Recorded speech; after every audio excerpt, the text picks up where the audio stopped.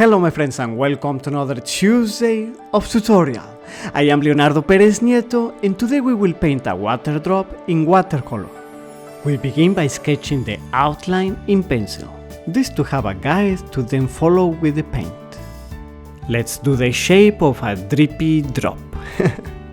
The shadow will be here because let's say that the light is coming from the top right.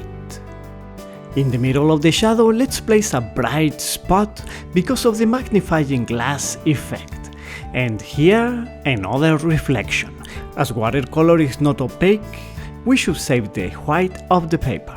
Therefore, with a brush we get the whole paper wet except for the two key spots that we were talking about. I picked up a bigger brush to get it wet rapidly.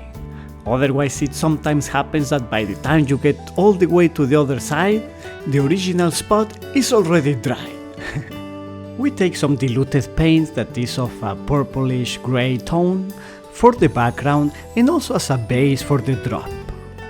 Of course, you can use any color you like. Just make sure don't go over the reflection spots. And remember that when watercolor dries, it lightens up a bit. Once the paper dries, we paint the shadow on the left. By the way, at the end of the video I will show some of the works that you have been uploading to the Fine Art Tips mobile app, so stay to the end.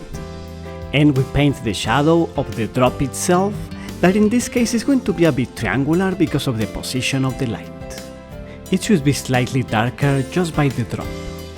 Good! And we get the paper wet again, but this time we do not get into the drop, because we don't want paint to get into it.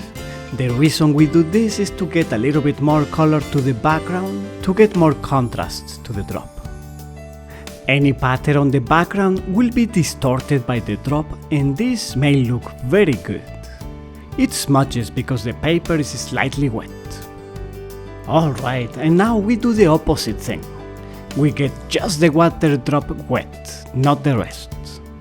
This, of course, to give a tone to the drop.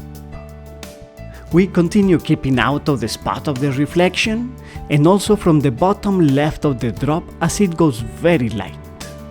We distort the mark in the background by giving it a rounded shape. And we darken the shadow. So that the edge of the shadow is not too sharp, we get the paper wet slightly by it. And once it dries, we get the whole paper wet again. I make the top right of the drop a little bit darker because the light comes from that direction. And in a transparent object, the light goes through it and illuminates the opposite side. To obtain these lights, I scratch the paper lightly with a firm brush. We give it the last details and it's ready!